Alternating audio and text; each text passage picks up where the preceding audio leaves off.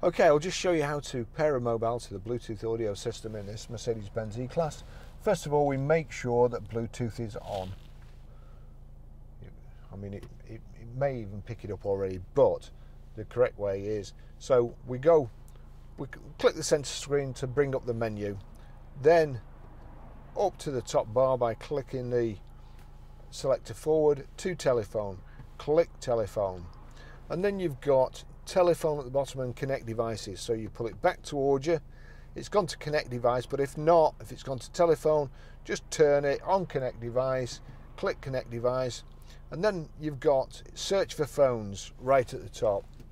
So that's one of my cameras. So I'm searching for phones, start search. It's looking for Bluetooth phones. It will come up here. Now sometimes with iPhones it takes a lot longer because I've just deleted it, so sometimes I confuse the system, but it's picked up Barry's iPhone there. So select that, wait for it coming up here. There you go, Mercedes-Benz Bluetooth, pairing request, would like to pair with your phone, confirm that this is the code, it's unlikely not to be, so pair there and click yes there. Yeah, connection unsuccessful, we'll just wait. Authorization successful.